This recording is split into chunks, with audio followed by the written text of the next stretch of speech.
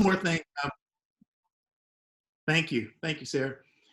One other thing is that in the interest of time, we will ask for the last couple of questions at 2:15 p.m.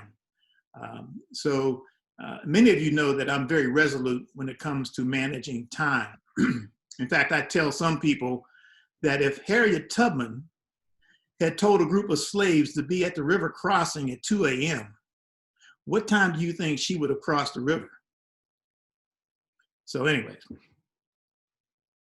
to begin, this will not be a scholarly academic discussion, but an exchange of views based on real life experiences. I have prepared a few reference slides for those who do want to dab in a little scholarly pursuit. So Sarah, if you'll put up that PowerPoint file. And this PowerPoint file will be sent to everyone at the end of the meeting. It's just some references there. So in a scholarly pursuit, we obviously want to start with a definition. I pulled one out of Merriam-Webster. The next slide. Related terms, these are terms that we often hear in discussing protests. One of the common terms in protest is boycott. And Kwame Ture, formerly known as Stokely Carmichael, once said that boycotts are the most passive form of protest. And despite their passive nature, they can be the most effective. Interestingly, I had an opportunity to meet with Cesar Chavez in 1968 when he came to the University of Pittsburgh to expand the Great Boycott. And we lent support to his forming the United Farm Workers Union. We also joined him in a picket line at the old A&P supermarket on Forbes Avenue. Next slide.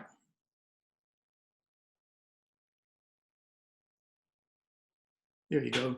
And again, in an academic setting, David Aberle, back in 1966, tried to put together a construct of protests, and he divided those protests into 4 kinds of social movements. So again, this information will be available to all of you after the session. And last slide. And then there's a few references that you can find links to go to. Okay? And we can continue on. And by the way, one of the links is to a docudrama that was produced in 1966 called The Battle of Algiers. If you haven't seen it, I would strongly recommend it to you. Now, each of you have also been provided a copy of the introduction to the book, Say It Loud, about the Pitt Computer Center takeover. I wanted to share this with you in order to put some historical context to our discussion. I, along with several others who are listening in right now on this discussion, were part of a movement at the University of Pittsburgh back in the 1960s. Like many institutions around the country, Pitt had a minuscule number of Black students, faculty, and staff. And in 1966, Pitt became state-related, meaning a sizable part of the annual budget was funded by the state of Pennsylvania. In May of 1968, we formed the Black Action Society. Note that the name does not include the word student. We immediately presented the administration with a list of demands. Some received quick approval, while other significant demands languished for months.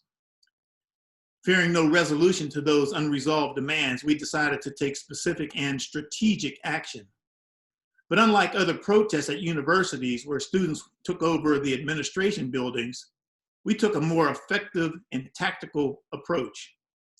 You see, other takeovers lasted for days and sometimes weeks. So on the evening of January 15th, 1969, Martin Luther King's birthday, we decided to take over the University Computer Center. Now keep in mind that the entire computer center operation was in one large room on the 8th floor of the Cathedral of Learning.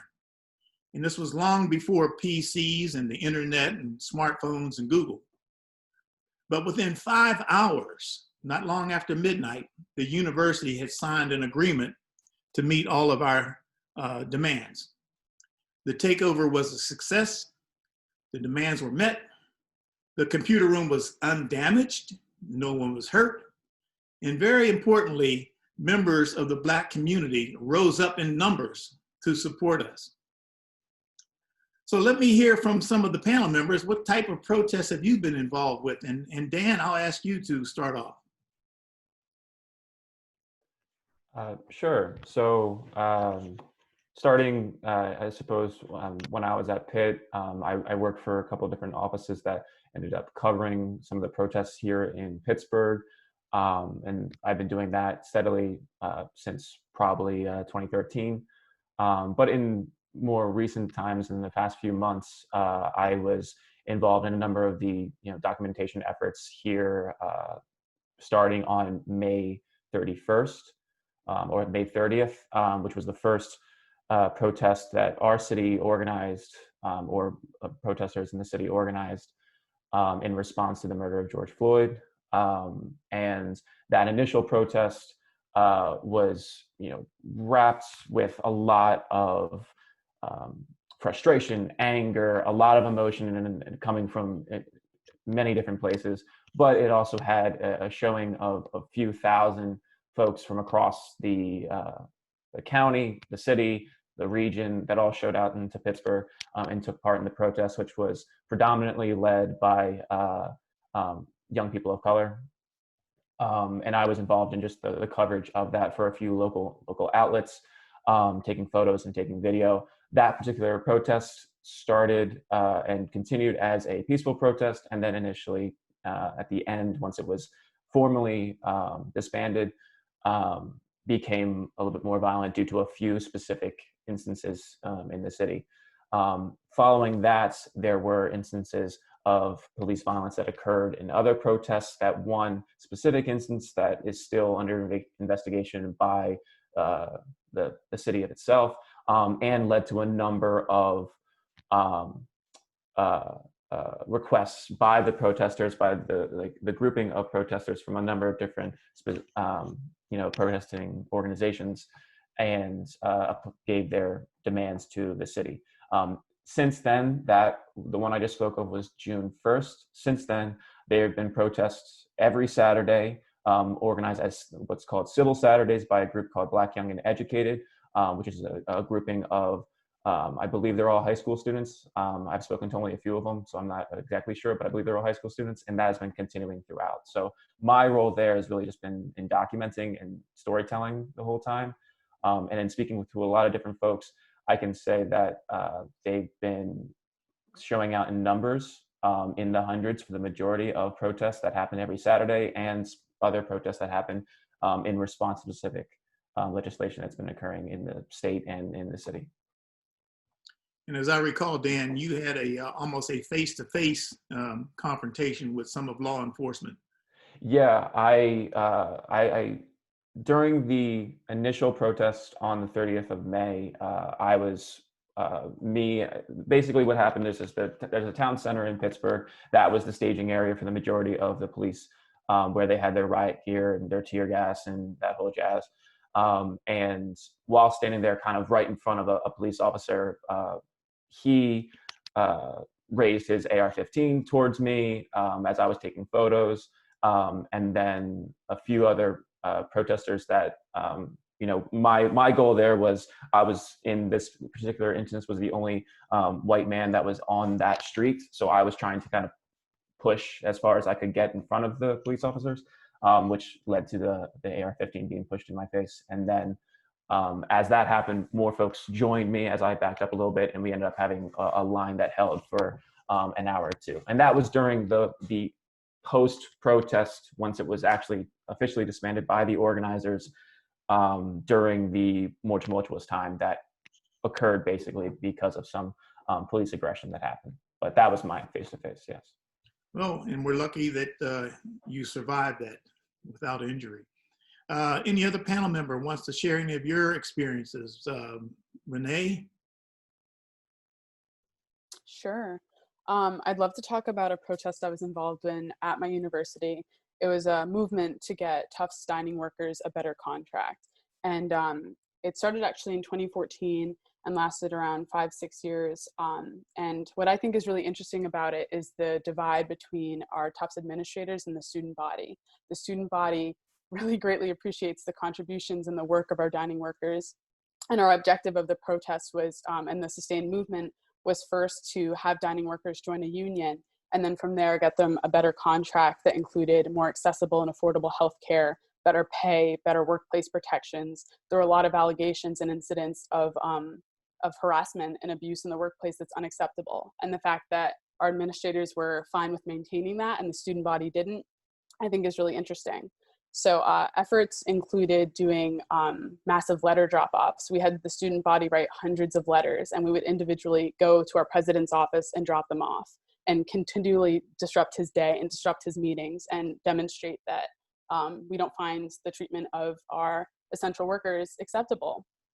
We also did a massive picket that was organized, and it was incredible. I had a turnout of over 1,000 people, and it was outside our dining places. And it included not only the union that we were successful in having the dining workers join, but other Boston community members, other students from schools, other dining workers from schools, standing in solidarity.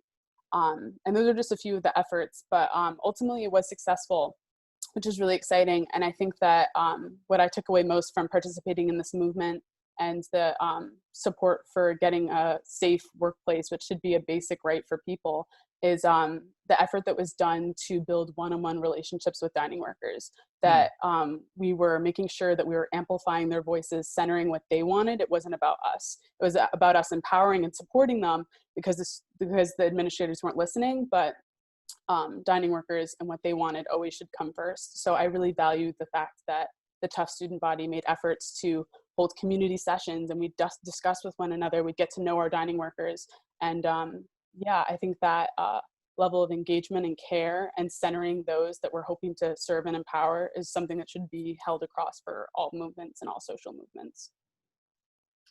Thank you, Renee. Yeah, a lot of these protests end up focusing on certainly the underserved, and in the areas of employment, what people call gig workers and the hourly workers, who aren't represented sufficiently. And of course, the union movement has waned over the last couple of decades. Any other panel members would like to offer some experience? Go ahead, Brian. So for me, I can think of like my first experience being an activist. So in the fall semester, fall 2019, there was a lot going on. You may have been aware about the incidents with Syracuse, and there had been a lot of racial incidents going on campus. And we had an incident on campus that involved one of our students going to Syracuse in a fraternity, throwing racial slurs at a girl. So for Syracuse, they reached out because I was involved with Rutgers NAACP on my campus, and they wanted us to do something about it, because we're not hearing. It was like the lack of transparency with our administration, and that's been like an issue at Rutgers for many times.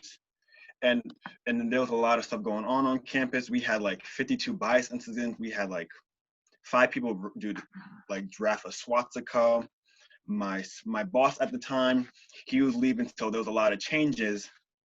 And thankfully, I had my friend who always wanted to like meet with the administration to talk to them about making changes to campus. So me and my president at the time for NAACP, we co-organized a rally. We end up having our student orgs from Rutgers Black Lives Matters, from Rutgers Black Student Unions come together and work together. And we did have a list of demands for the university. For example, like a 48-hour response about if an incident happened, because like I mentioned earlier, we had like 52 incidents from July 2018 to August 2019, and we was only aware of 3 incidents. So that was another issue, the need for cultural competency training within faculty, staff, and adding like a cultural competency training for the students. Well, not training, but a class for them to like learn about the histories of Blacks, Latinx.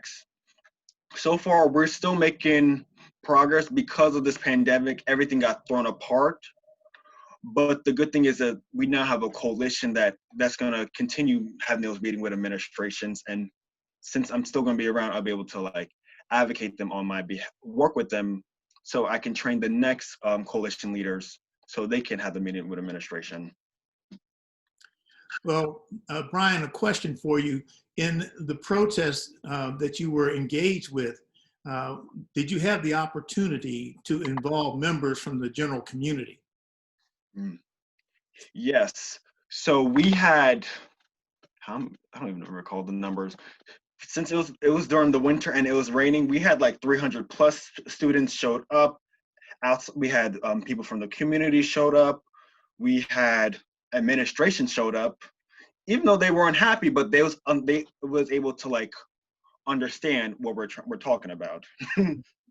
Well, you might recall from last summer during the Hesselbein Academy, I had a discussion with you because you were concerned about some issues at Rutgers.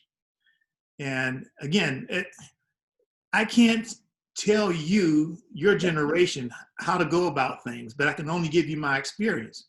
And believe me, I appreciate what this young generation is doing. I'm amazed. But I did tell you one thing. If you have a student group that has an issue with the university, try to get engaged with members from the general community, because Right. you don't want to be standing on that island alone. And I'm glad to hear that you did that. How about another panel member?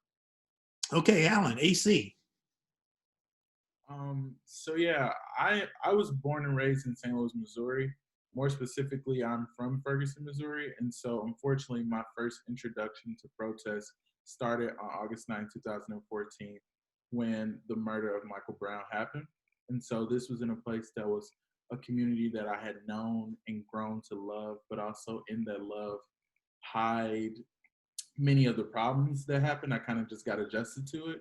And so this also took place, I think, 8 to 10 days before my first semester as an undergraduate student at the University of Missouri, Kansas City. And so I kind of carried this awareness of racial injustice and issues and concerns of Black people into my collegiate experience, which was a hard adjustment, followed by, as I mentioned already, attending the University of Missouri, Kansas City, witnessing the hunger strikes that took place at Mizzou. And so in those efforts, I kind of got involved with some of the stuff that was happening on our campus to mobilize and ultimately remove the president of the University of Missouri systems. And so that moment for me was so profound because there was so much that the media had shown in both of those instances as far as like what actually occurred in those immediate days, but people didn't get to see the opportunities where 100 days later, people were still in the streets in Ferguson protesting. They didn't get to see the mobilization that happened across all 4 campuses between the student government presidents. And the president at the time at my institution was very close and connected with the president at the University of Missouri, or now MU. And so for me, that showed how if we want to address a systemic or system-wide cancer, it really takes, to your point, Mr. Fountain, people in all places. And then also I want to repoint and recenter what Renee talked about, and that was the engagement and care piece that took place. You know, because like I said, I carried in so much baggage and so much trauma and hurt from my personal experience into an institution that was supposed to be safe and it was supposed to be inclusive and engaging, and it was an adjustment. And so immediately after that, I think that all of my personal protest or mobilization efforts really center community. And so I can recall being the president of my African American Student Union and having healing spaces during the time of Philando Castile and Alton Sterling's, unfortunate departure. And so it's been a lot. It's been a long journey, but I think the first thing I'm always thinking about is how are we engaging in the movement together. AC, you have some experiences, also some scars that I'm sure will live for years and years to come, but you have a very positive attitude and continue the engagement, okay? Shaham, do you have anything you'd like to add? Sure. I am from Detroit, Michigan, and I started college in 2014. So around the time the Black Lives Matter movement picked up, and in the midst of all that, the Flint water crisis, I was a student organizer for Amnesty International. I now coordinate the Midwest region.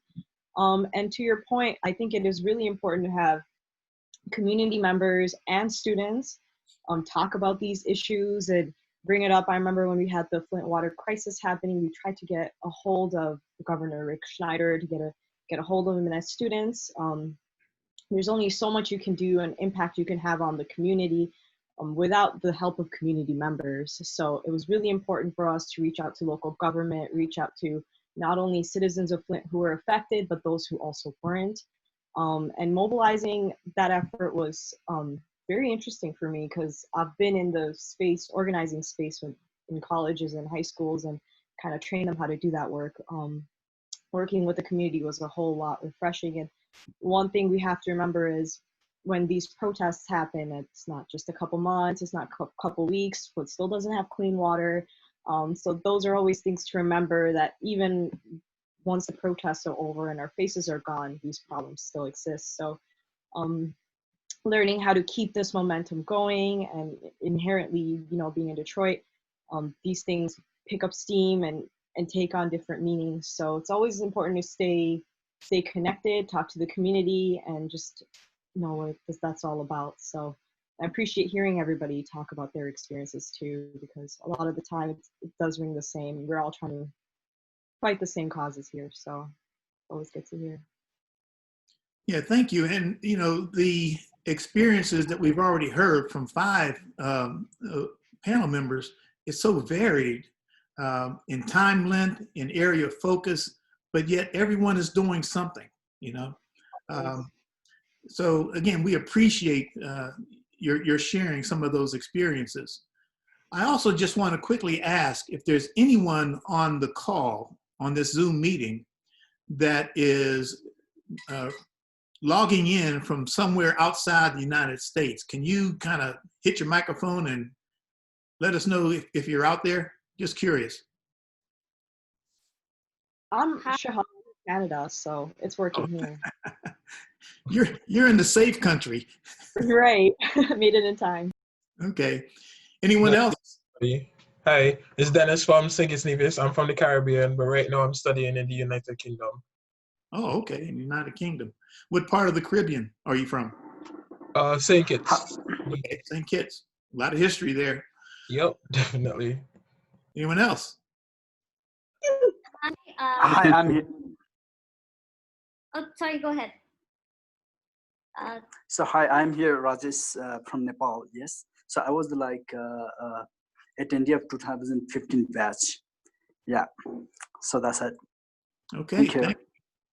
And I think my name is Shanotra. I'm a Hesselbein Fellow from 2017, and I'm currently in India. Wow. Thank you all for joining in. I am so impressed, first of all, seeing the diversity of the faces on my screen, but then hearing the diversity of the stories, hearing the diversity of the locations. I tell you, as I've told people, my involvement with the Hesselbein Academy has continued because I get energized, I get inspired by being around these young leaders, and it gives me hope for the future. So let's get into some of these other questions. And by the way, the chat room should be open. So if any of you have a question, just go to the chat room, type it in, and Sarah or I will try to identify the question, and we'll direct it to one of our panel members. But I'd like to start with a question regarding just the number of protests. Over the decade, they seem to have increased geometrically, and the size of the protests have increased. So Dan, do you have any comments about what's going on here? What's driving this?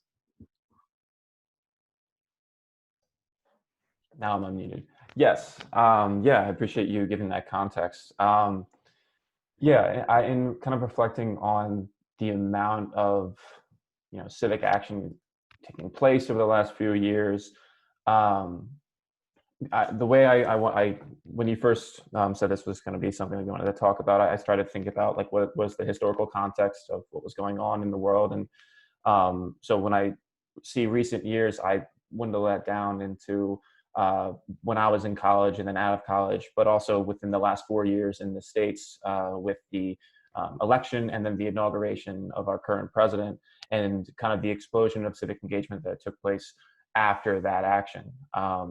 And there was plenty of things happening prior. There was plenty of protests happening before and starting. Like AC mentioned, in 2014 with a Black Lives Matter protest starting in Ferguson. I remember those protests that took place here in Pittsburgh and how incredible it was to see the scale of movement like that happening in Ferguson, in that area, and then taking place here in Pittsburgh, and the way that it was catered to the area and to the issues specific to that locale. And now thinking of the last few months and how it's become international, it's very interesting to see. But what I want to focus on, and I'm sure other panelists and other members on the call will be able to comment on their own experiences, but seeing how that took place, I think we can't underestimate the amount of young people that are the ones that are creating these protests and that are consistently each day, it seems, each hour, organizing or bringing folks together and making it as accessible as possible to as many folks as possible. That being on the backs of the tech boom that happened and the ability to organize through social media, but then the ability to talk with folks that are across the world when you're sitting in your office in Pittsburgh. I think that ability and that accessibility has really created the tools necessary to organize so consistently and to organize a greater amount of folks each individual time. But there's also an interesting thing happening in just the world right now where there is so much trauma that is being doled out to everyone, it seems, and specifically to people of color. And it does seem that there is so many folks that are feeling the anger, the frustration, and are looking for a way to express that and have their expression of that translate into some sort of change, whether it be legislation or socially. And that kind of spark being in 2016 with the election, and then seeing the consistency that's happened each and every day, it seems, afterwards. It's interesting for someone like me that comes from a community of my background to see how the evolution took place with the initial jarring election and then the need to do something and to find how to do something. And a lot of folks found that to be in these protests, finding it on social media, saying, okay, I can show up here and take part and learn the chants and do all that. It seemed like that took place for quite a while. But those folks that were initially activated, politically activated or socially activated to want to be a part of the solution, those people have stayed, and they've stayed showing up and showing out each and every time.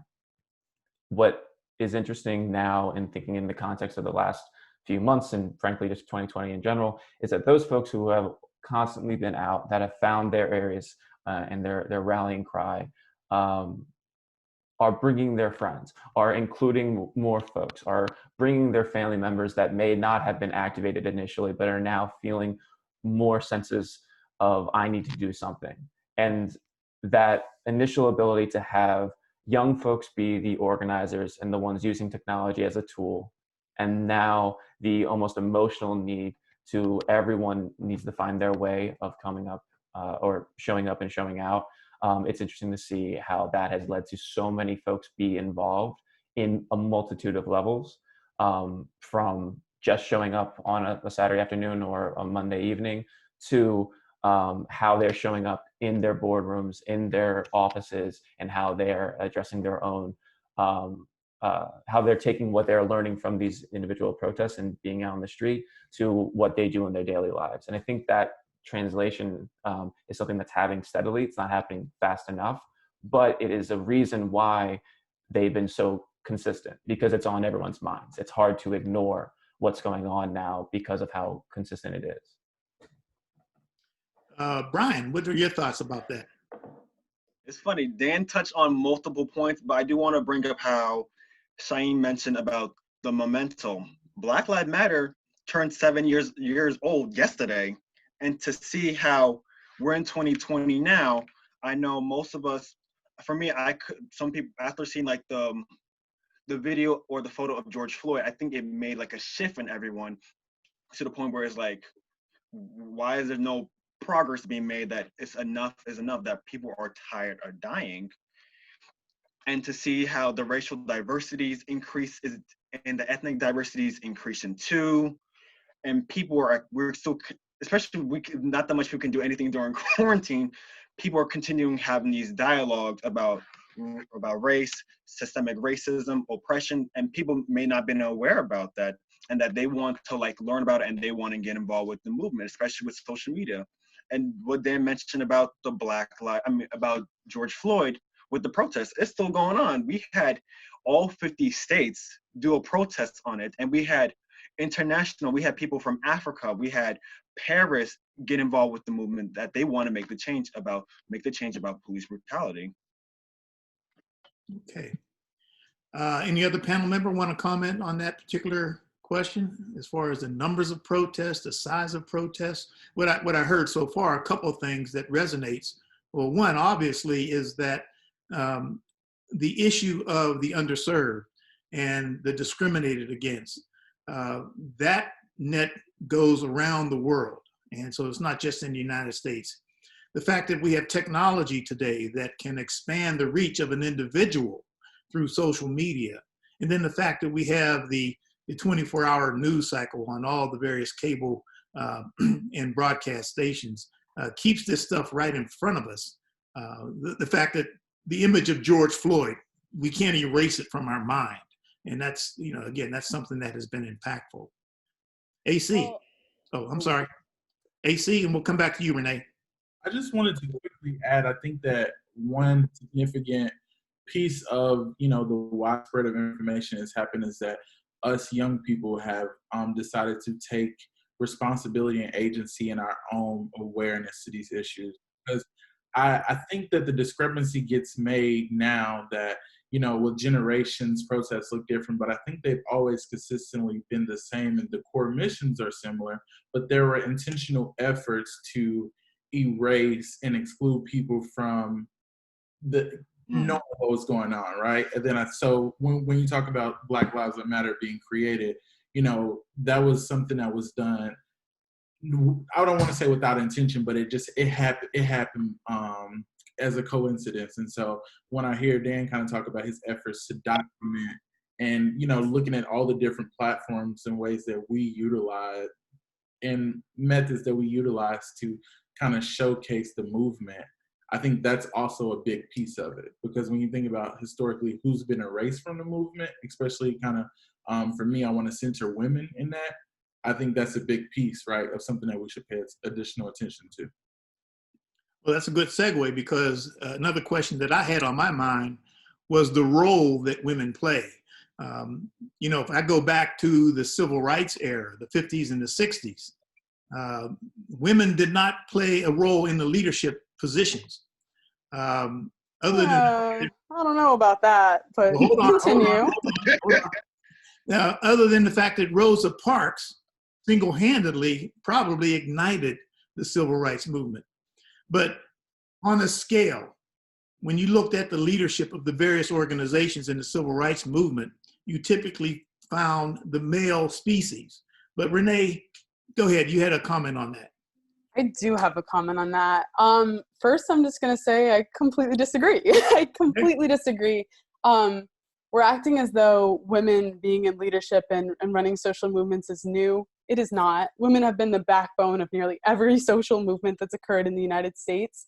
The issue is that they haven't been recognized for it, that their narrative isn't included in the popular historical narrative that's taught in schools. That's right. The issue. I agree. We shouldn't, they're eliminated from the historical records, their stories aren't told, and they're doing the same amount of labor, if not more, and dealing with the sexism, the gender discrimination, the harassment that's also going on within those movements. There's so many examples of women that aren't being included in our narratives and talked about in our histories that we really need to be going back and finding. I'd love to give one great example, although there are many. We all know about Frederick Douglass. Do you know about Anna Marie Douglass? Do you know about his wife? Do you know about how she had 5 kids with him? She wasn't included in his autobiographies. do you know that she was an abolitionist and that she made Frederick Douglass's work possible? She was born as a free woman. She worked in sewing, she worked and had her own savings, and she gave Frederick the money and the resources to get his freedom, and then supported her household fully financially as Douglass went out and gave speeches and gained popularity in abolitionist circles. But she did the labor. And on top of that, within the abolitionist spaces, she was not only a key member of Boston's anti-slavery group, but she was running a stop in the Underground Railroad. She made Frederick Douglass's work possible and also was an abolitionist on her own time, and we do not know her name. Her name is not included in that narrative. And her own child is actually quoted as saying, if you admire my father, you need to understand that his work is made possible by the loyalty of his first wife. So I'm gonna completely push back on the, wow, women are showing up now, because they've always been showing up. The questions that we need to be asking are their stories being told? Is your curriculum including them? How are we going to amplify and make sure that we're celebrating the invaluable contributions, sacrifices, and contributions that they've made to social movements, because they've always been there. Renee, you make an excellent point, and I totally agree with you. The women have been the backbone. My only point was, you're right, the history hasn't presented them in the way that they should have been presented. In fact, when I see that image of the March on Washington on the steps of the Lincoln Memorial, men, where are the women? And they were there. They weren't there, and they weren't included in those spaces. Yeah. They were doing the work, and they always have been. And to that point, even today, a lot of people don't know that the founders of the Black Lives Matter movement are 3 women. There are men typically on these cable talk shows that are presented as Black Lives Matter organizers. So we still have a long way to go with that. Shaham, do you have anything you want to add to that discussion? Yeah, I think Renee touched on most of the points. I just do want to say I'm in a lot of different organizing spaces. I've been to DC, I've been to South Africa. I've had the pleasure of going everywhere, from small community local organizing to national organizing forums. And one string I've seen is it's a backbone of women. I always see in smaller activist spaces, even bigger ones. In terms of sizing, I always see women more than men. I hate to say it. It's just what I tend to see. And I often think about it and wonder, well, why we don't see them in the media? Why don't we see them out in the front lines? And that's simply because, the patriarchy. I don't think women do any less or more work. I was actually reading Elaine Brown's book from Black Panther movement. She actually talks about how a lot of her work and the work her sisters have done were really underwritten by things that should be discussed within movements, which is patriarchy, leveling, and things like that. So I agree with Renee on that point, and I also see a lot of organizing spaces. A lot of it's just women, so that's just not something I see reflected. It's unfortunate, however that may be, but it's important we're having this discussion, because I can see that there's discrepancy in understanding what women play, what role they play in movements and things like that. So, I highly encourage everyone to read that book. It really gave me an insight, especially in the early movements in the 60s, 70s, 80s, the kind of role women played. So if anyone wants a book recommendation for quarantine, there's one. Women are always there. Women are present. Women are helping men. So I don't know about that one. No. Again, and I see in the chat room tons of comments on this, and I'm glad to see that energy. There is a question from Lee Carter about, can you put the name of the book in the chat, please? Okay, so yeah, she wants to follow up with that book as well. But again, it's not just up to the young people, but all of us need to take another look at what we're teaching each other, and specifically teaching the students in schools about the history. I'll admit that when we fought to get a Black Studies program at Pitt back in 1968 and 69, it started in 69. In fact, we called it the Department of Black Community Education, Research, and Development. We also probably didn't do a good enough job of identifying the roles that women played in the history of, the Black Civil Rights Movement, the Black Revolution, etc. Sure, we had names like Angela Davis out there, but again, they weren't put up there in front as much as they should. So we have a lot of work to do to bring the history up to date. Okay, let's look at another issue.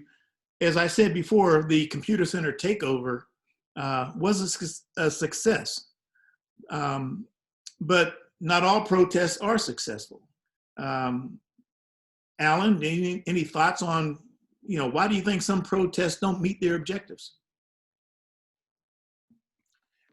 Yeah, so before I answer that question, I want to go back for just 2 seconds and say, it is important to think about why we say her name, right? And the intentional erasure of Black women, and how I just wanted to be known for people on this call is that when we hashtag say his name, it underscores the reason behind the movement to uplift and amplify the voices of Black women. And so just throwing it out for some additional research for us to center people like Sandra Bland, Tanisha Anderson, Rakaya Boyd, and let's not even start to talk about the Black trans women who've been lost. And so I just wanted to put that out because some people genuinely don't know. They just say his name and they think that it's the same recognition. And so, and I think that that's an interesting piece about why I think that protests are not as successful, is because I want to start us off on a point. I just have 3 quick points, and that's, we cannot quantify the violence and the injuries and the injustice that happen to Black people or people who are affected by these movements at all. And I think sometimes we've gotten used to, when we hear one segment of this being a death of an unarmed Black man and it's been repeated, we compare that to this over here.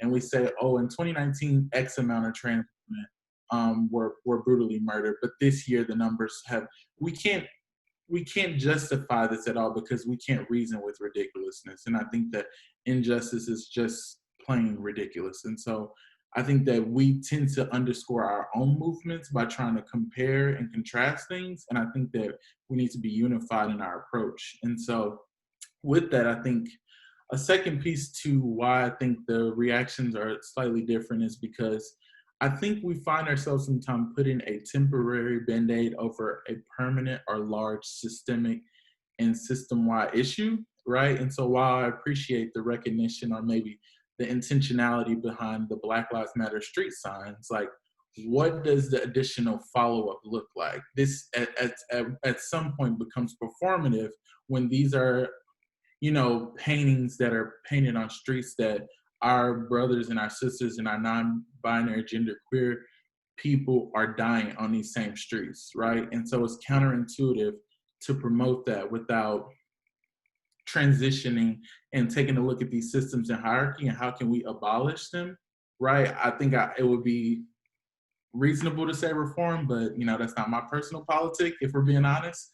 But then last but not least, I think racial battle fatigue plays a lot, right? Like, sometimes we're tired, and then the battle looks different when you're a Black trans person. Your safety is at core. Right now we're battling COVID-19, and so the same eagerness that I had being in the streets of Missouri with less cases, I'm not as quick to go in the streets of Florida, and that pains me, but it's something that we have to take a look at. And I would just say my parting words or piece to that is for us to just know our space and our place and be content with that, because it's not our responsibility to change the entire system, but it's our responsibility to play a role in changing it together is how I approach it. Yeah. I think Shaham mentioned something earlier about the issue of the length of different protests. She talked about the Flint water situation, and now that's been going on for years. And what you just said also, AC, reminds me that what we did at the University of Pittsburgh in 1968 and 69, that was a dramatic change. And it led to a number of excellent programs in engineering, in health sciences, in business. But just recently, the students at the University of Pittsburgh came up with a new set of demands. So the things haven't been completely resolved, is my point. It's a forever issue. to raise the concerns, again, of the underserved, of the people that are being mistreated. Renee, did you have any comments or someone else on this issue of why certain protests don't meet their objectives? Something I've been thinking about, and it kind of relates to the first question you asked, is about solidarity amongst movements. I'm thinking about how Indigenous activists have been calling for the Washington football team to change their name forever. It's been a racial slur forever, period. But it took the momentum of Black Lives Matter standing with them for that to happen. So I'm thinking about what it means to have really collective liberation, and the fact that our liberation is bound up in each other, and that we need to be working together to have that work. There's a really great quote from Lilla Watson. She's an Indigenous activist. That's something along the lines of, if you've come here to help me, you're wasting your time. But if you've come here because our liberation is tied amongst each other, then we can work together. So I think movements require allyship. I think movements require people standing for each other. And as an active participant of the Black Lives Matter movement, I understand that Black lives can't matter until Indigenous lives matter, until Latinx lives matter, until trans lives matter, and so on. So I think that's a component of it. And then also relating to the first question in here, I think another source of the issue is the lack of engagement by people that feel that they're not directly affected by these issues. And I think that, again, Brian talked about this, Black Lives Matter has been around for 7 years, and it used to be a controversial thing to say Black Lives Matter, and now it's mainstream. And I think that's largely due to the pandemic making white America not be able to look away or deny the racial injustice that's been going on for 400 years. And I think that we're finally understanding that there is no neutrality in social movements, that if you're not taking action, if you're not speaking out, that is really being complicit and siding with the oppressors. So I think that a component of your question is also, engagement by people that haven't been showing up before, and now we're seeing them engage. And I think that while that's so great, like, it's great that more people are getting out there and learning and committing to unlearning, we also those people need to ask themselves, where have you been? Why haven't you been committed to this before? And what harm has that caused in the movements that you haven't been supportive of? So those are the things I'm thinking about. I heard two terms that also now are more commonly heard in protest movements. One is allyship, to form allies, excuse me. And that's, I'll tell you, I'll be honest, that was a new term for me. When I first saw it written, I wanted to go to Google and look for a definition because I just hadn't heard that before. And there was another term that it already escapes me, Renee, you just mentioned, but maybe it'll come back later. Okay. Is it intersectional?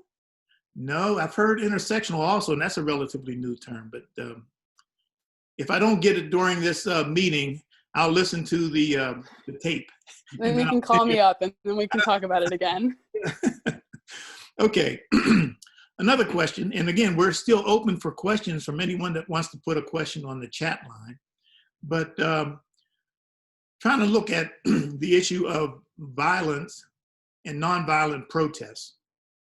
And again, I encourage you to watch the documentary, The Battle of Algiers.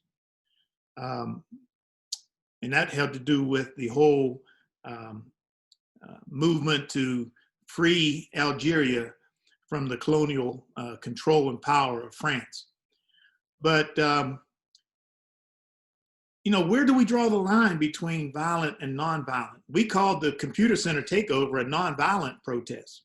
Some would call that violent because we told the occupants of the computer center to get out. So what, how do we draw the line? When does something become violent? Anybody? I want to respond to that because I think that, we talked a little bit about allyship, but I've just recently been introduced to another term to use instead of allyship by Bettina Love, and that was to be a co-conspirator, right? And so I think that sometimes allyship allows for complacency to happen because of when we talk about violent versus nonviolent, it allows for a barometer to be created about the violence that's happening to people, right? And so for me, I think that when you try to determine and signify what type of response is warranted for students who have an outcry of wanting to be included in their university, for people who have a knee-jerking reaction to a Black boy being killed unarmed in the middle of the street where he lay for hours, it is insufficient, right? I think the moment that we try to project our awareness around what it should look like, the moment that we are trying to comply in a system. And so when we talk a lot about reparations and reform, are we really just setting ourselves up for a continuation of something that has already proven itself to not work at all whatsoever? And so that's just kind of my take on it. I think that when I hear about something that's happening, whether it's in the news and social media, whether it's an active protest, my first question is, where do I situate myself in this? And sometimes it's just developing knowledge or connecting the puzzle pieces. But I think when we try to critique and say, oh, this is what the protest should look like. I love Target, but if Target got to go so that my people can continue to stay and be here, bye-bye Target. I think that's the reality for me, right? And that's where a lot of us kind of, sometimes meet a dead end. Shaham. Oh, sorry, I had myself muted there. I think speaking to AC's point, I think protests, something we don't think about is how state actors play into this. Protests often become violent and react quote unquote violently because, state actors haven't met the demands of the people they are supposed to be looking out for. They've, violated that kind of social contract. I think it'd be hard pressed to find a civil movement where protesters acted reactionary because the state forces didn't. Previous demands that are met through democratic means, it's kind of not on the protesters when things turn violent, because and this is, falling to my personal politics, because their demands have not been met. I think a lot of what we hear that's anti-protest rhetoric is things often become violent, but we have to really think to it, what pushed it to that point. Speaking to the night of 1969, you said that the university administrators met with the BAS leaders and they were frustrated by the lack of progress. I think you even said they were unresponsive. And at that point, when the traditional routes of communication haven't been, productive, then there is only so much citizens can do to let their voices be heard by the state. I just think it's part of that social contract. And we have to think about violence. There's violence perpetuated every day to minority communities affected. So we have to think in terms of, well, where does liberation start and how do we get there? It should be by any means necessary, but that just speaks to my personal politics.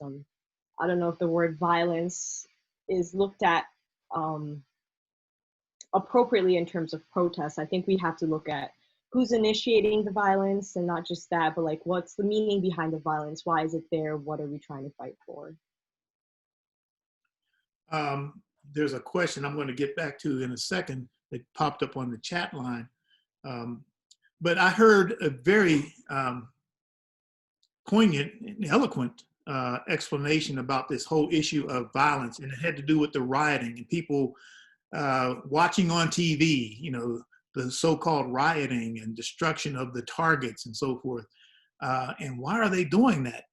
And the response was, the violence has been committed for decades by the state, as you would say, against these people.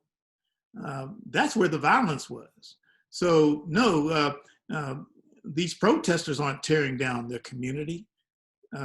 The politicians, the leadership in these communities have been tearing down and keeping these communities torn down. So anyone else want to comment on that? I got to digest this question I have. Brian, you can go. We were just mentioning about violent protests earlier. What we just mentioned about trauma. After seeing the people are just, Fannie Lou Harmer, I'm sick and tired of being sick and tired. People are tired of having the same thing, and we're wondering, why is there no changes at all? And Target, they was okay with people rioting because they want to express their pain. They just want to be like, hello, George Floyd was killed. The police officer was charged with third-degree murder. Why third degree? And it's just, and because we did the rioting, we was able to get all the officers charged, get them second degree, and we're still getting justice for Breonna Taylor. And she'd been murdered 4 months ago. So it's mostly about pain and trauma that people are. It's just like I said earlier. It's like watching the video of George Floyd. Maybe like made the shift for people. It's like, no, it's enough is enough. Yeah, and I just want to add. Oh, sorry, Dan. Do you want to go ahead? No, you got it. I swear it'll be quick. I just want to add, Brian. Everyone has been nailing it. I just wanted to add off of Brian. If I've been hearing a lot of people say, I support Black Lives Matter, but the looting, the targets, the property destruction. And if you said that, please recognize that you are valuing physical goods, the status of physical goods and property over the lives of Black people. And that's a problem. And you need to reflect on that. So I'm just going to leave that there. Yeah. Yeah, I want to get this could I jump in? Go ahead. I'm sorry. I echo everything that was just said, first of all. But whenever it's said that a protest is violent, or someone labels it as a violent protest, one, I don't think I've ever seen a protest that goes into the initial idea to be violent. There are things are provoked throughout the day based on the militarization of the police that occurs, or in specific, while attending one of the protests here, in the adjacent street, there was what looked like a legion of police officers decked out in their gear, and every single one of them with the orange shotguns that shoot rubber bullets, just walking alongside. If you're being stalked by militarized police, you're gonna feel like someone's coming to hurt you, which is only gonna put you on a defensive, which is not at all what is supposed to happen, but what is happening. The second point I want to say is that when it is labeled as a violent protest, that is language of the oppressors. Labeling it as a violent protest because of pushing and shoving of like people in a large crowd when there's 3,000 people and it's a hot day. No, that's just 3,000 people in a hot day. Or if someone had labeled the protest that you took part in, that you organized, Tony, as a violent protest because you locked yourself into a place that you quote unquote shouldn't have been. Right now, it's not weird for me to think that they would have rushed in there with guns and they would have attacked you.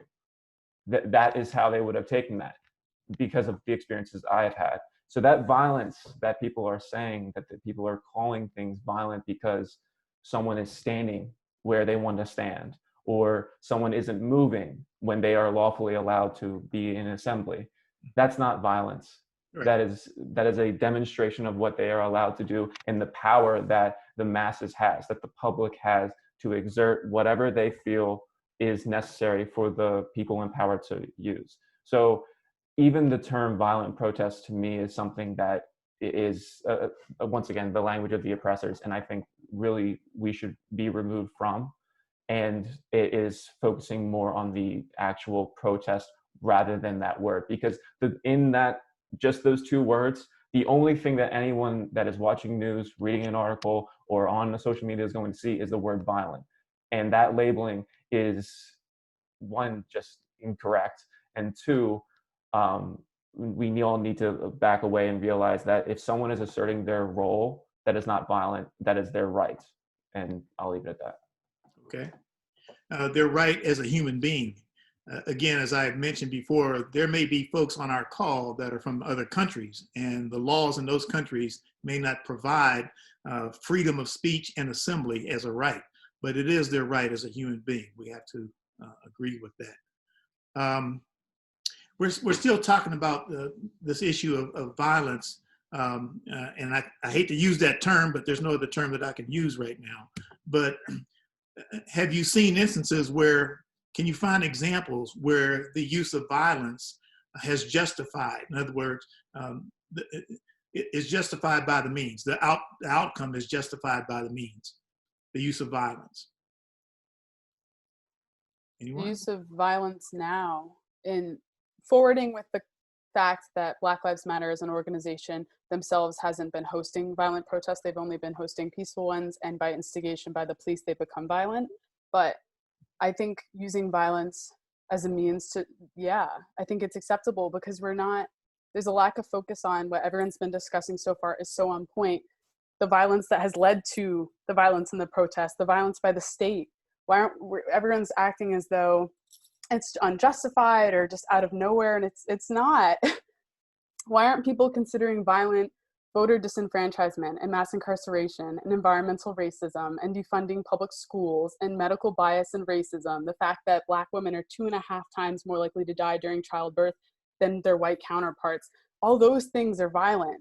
The fact that states need to have laws so that Black people can just wear their hair naturally as it comes out of their head, the fact that we have whiteness as a standard of beauty and that has health consequences on people of color, that's what's violent. So I think Dan nailed it when he said it's the language of the oppressor to be saying, oh, but you're getting violent. Like, oh, it's the language of the oppressor to say, do this in a way that's easier for me. Do this in a way that's more convenient for me. Do this in a way that's less disruptive to the status quo that benefits me. We're asking for equal rights. We're asking for fair treatment. We're asking for basic resources, and we're not getting them. And unfortunately, the oppressor also doesn't like when you kneel peacefully, doesn't like when you walk peacefully, doesn't like your existence. So violence is necessary at times in escalation to address the fact that what we're living in isn't acceptable. We've normalized and become desensitized to the violence that's constantly occurring against Black people, Indigenous people, and other people of color in this country, and we can't do that. So I think a quote I saw recently that I really liked was something along the lines of, peace has never been achieved peacefully in the United States, and we're still not living in a peaceful time. We're not at peace. And Frederick Douglass also had a nice quote regarding the need to fight back.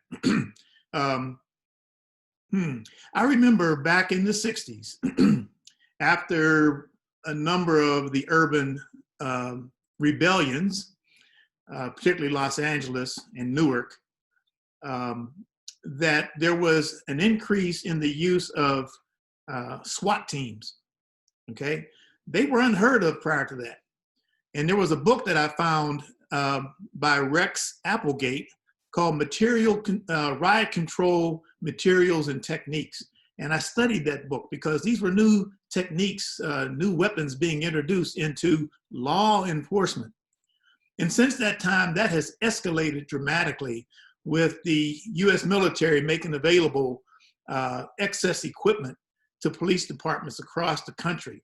And there was an interesting expose on NPR recently about that and how now they're using such advanced military equipment to do simple things like breaking into a house or an apartment because of suspected drugs. It's just amazing. So as they have escalated the use of military equipment, the response has escalated as well. I just found that kind of interesting. Someone else had their hand up, wanted to make a comment. Okay, Shaham. To add to that, Tony, I also read a point where a lot of these policing tactics and military tactics that are now that we see being used on protesters here have been curated and specialized over decades during the Vietnam War, during all these times that the United States has been occupying different territories, and these torture techniques that have been, fostered in the Middle East and different types of prisons that they had set up for terrorists in the US. And in fact, we see, it's not surprising that we see these violent tactics being brought back to the grounds in the US where they were initially kind of dismantled in different countries and being used against protesters. So, we think about this, we think about, okay, this is a big picture of policing against people and the state policing against people, as in, where do these tactics come from? And like collective liberation, if we want the police here, if we want these tactics that are cruel and unusual to stop, we have to look at the bigger picture. Where else are these tactics being used? And normally these tactics that are studied are being used by other military. In fact, I know in the Philippines, their leader is using these tactics that were kind of curated during the war times in the US and written about for citizens of their own. So sometimes you look at that and you think, okay, it's important for my liberation, but that's not going to happen if people in other countries, the military, the police, these are not looking out for the right type of people. So it's always interesting to think where the violence comes from, how it's spread, and how that works in our politics and protest, you know? Okay. Still looking for maybe a couple more questions, but while we're waiting to see if anyone else has a specific question, I'd like for us to think about, you know, the future. We heard terms of collaboration and allyship. What do you see the future being as far as protests? Anything in particular that comes to mind? What do you envision things to be like with protest movements 20 years from now? Okay, 25 years from now.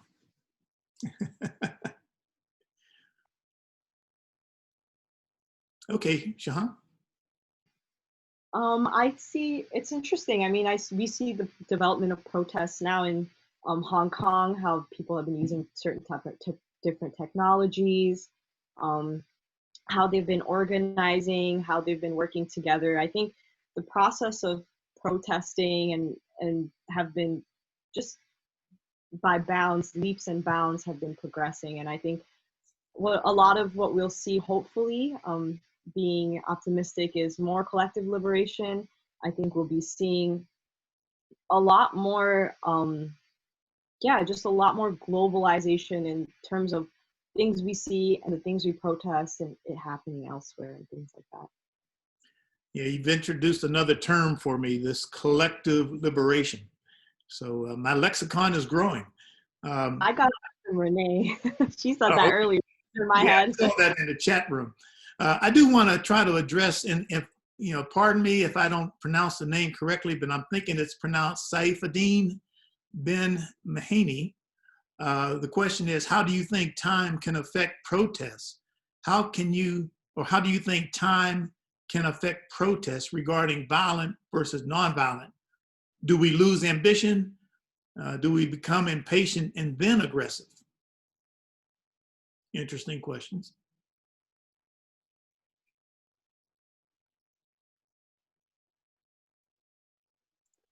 I'm thinking about how I definitely think various movements lose momentum over time. I think that I'll try and be specific so I can make it applicable. But in the case of, you know, the Black Lives Matter movement and the many incidences of police violence against Black people and the murdering of Black people, there have been videos before. We've seen horrific images and such, but it's always been, we see the images and then initial reaction, and then a little time passes and then there's no large change.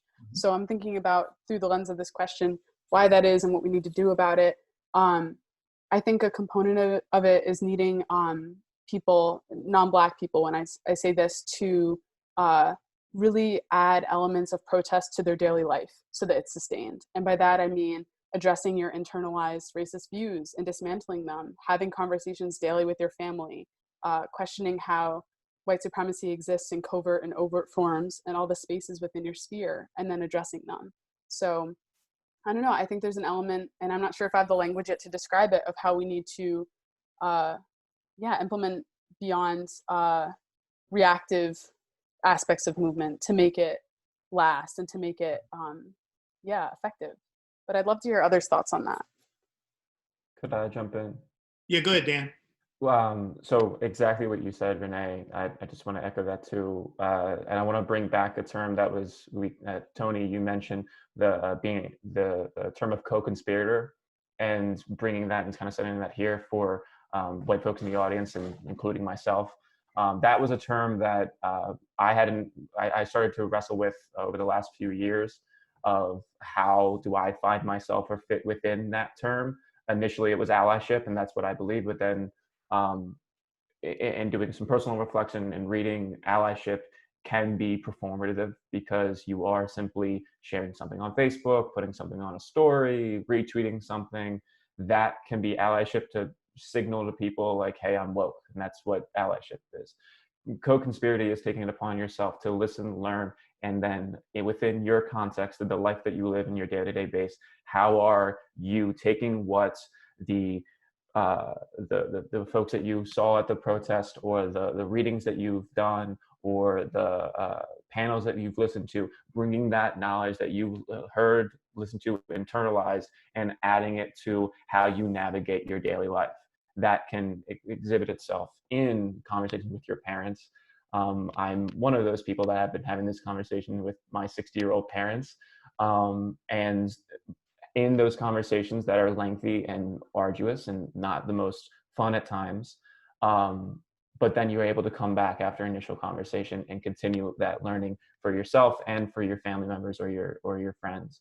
And I think that word co-conspirator means that it is something you must do actively and think about consistently.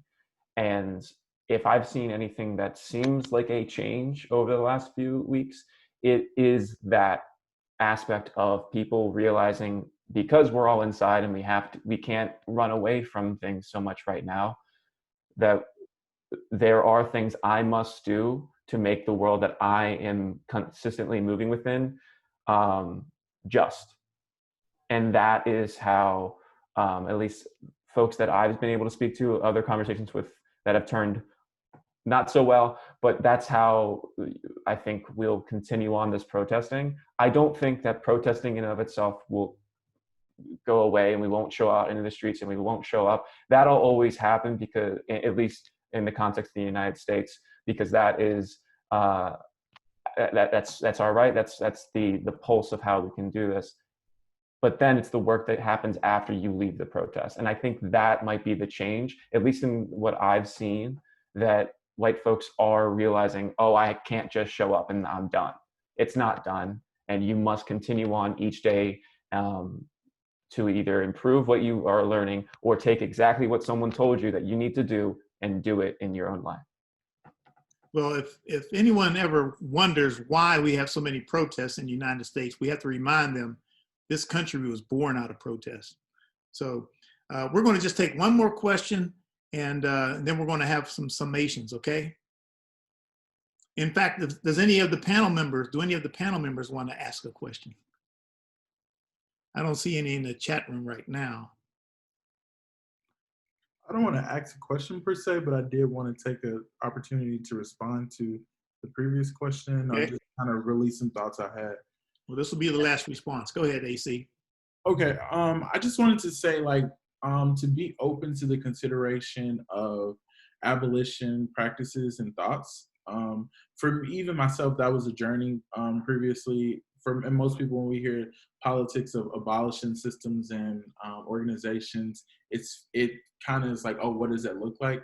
But it's almost wild for me to think about. There was a point in time where people was against abolishing slavery, right? And I think that we have to pay attention to the lived experiences of people in our nation and recognize, like, you know, the advantages and who's being supported. So thinking about how at the end of 2018, the marijuana industry was capped at $10 billion. When this was a industry that's kind of harmed the lives of so many Black families and, you know, just changed things drastically for people. And so that's a big piece for me. And then the second thing is, I think realizing how sometimes we can have some anti-Blackness present, right? So if you're in a space and you're referring to Black people, why label them as people of color? Because at that point, you're only perpetuating the erasure of Black and Indigenous people. So be very intentional about the education and conversations that you're having. And then for Black people specifically, I would just say recognize your access, capacity, and scope, and realize that it's not your responsibility to, you know, kind of climb out of this. Mm-hmm. And the term that Renee introduced some time back, unlearning, again, that's an important one. Look, we're going to take just a couple minutes for each of our panel members to give a final statement. So we'll start with Shaham. She's still there? Yes, I am. I just have Okay.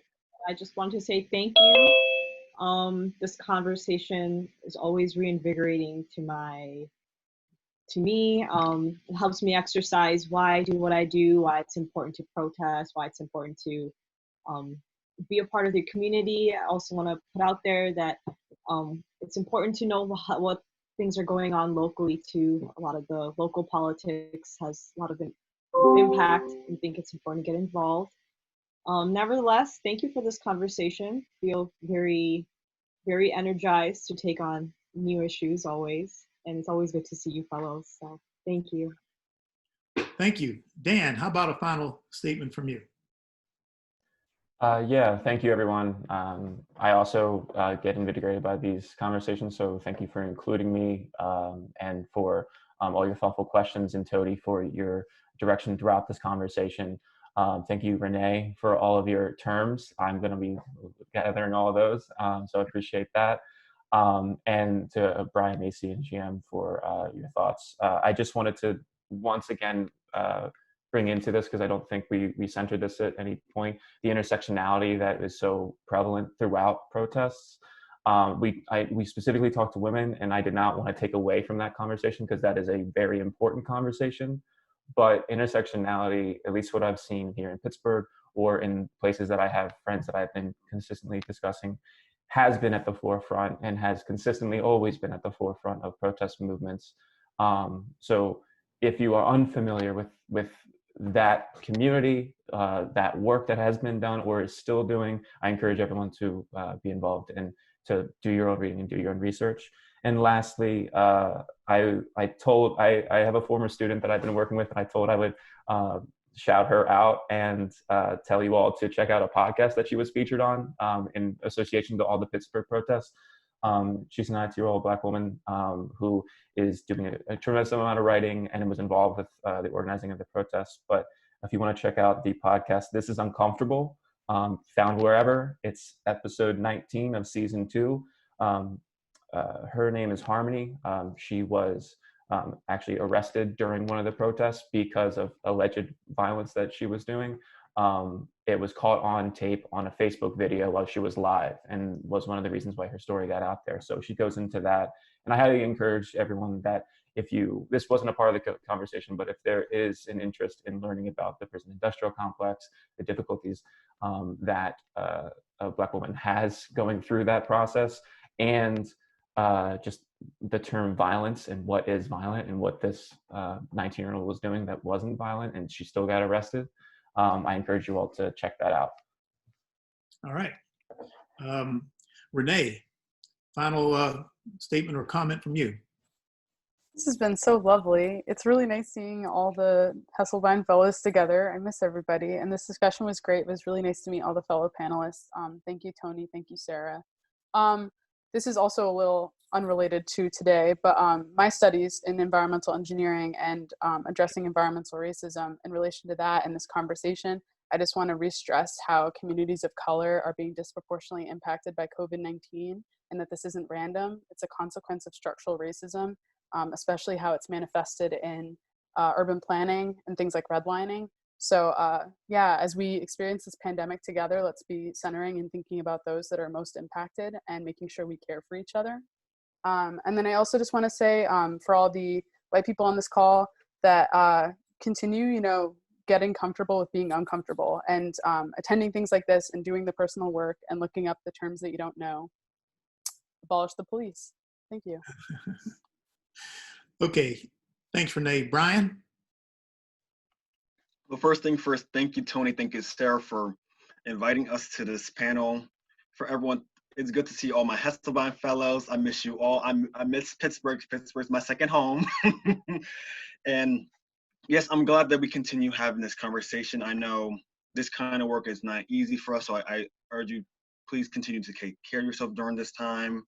And I was just thinking about a Facebook post I've seen recently. It says, police don't prevent crimes, they come after a crime. Yeah. Crime prevention starts with funding social programs and creating opportunities. Mhm. I saw that too. Thank you. Mhm. AC, I've been following you now for several years. It does my heart good. Any final comments? Awesome. So first, I want to say thank you all for the opportunity to participate. I have learned so much. I have felt reinvigorated. And so I just want to leave with two things. And the first thing for me is I have started to challenge myself to subscribe to a politics of both and. And so what I mean by that as an example is that higher education is a beautiful place. It is a place to where we learn, where we grow, where we connect and we transform our lives. And it can be a site of violence for underrepresented people. And so the second point to that is, as we think about the ways in which we engage in staff meetings and classroom environments and even on social media, is I say an acronym WAIT. And so that's why aren't I talking, or why am I talking? So asking yourself that question before you speak, is this appropriate, or why do I not feel inclined to speak up and speak out? All right. Well, again, thank you all. My thanks to Sarah Popovich and the Hesselbein Academy and the University of Pittsburgh for allowing us to have this discussion. Thank you all to my illustrious, remarkable panel members. Yes, and also thanks to all of you for joining us today. I will leave you with one of my favorite lines. The future is not what it used to be. Keep well.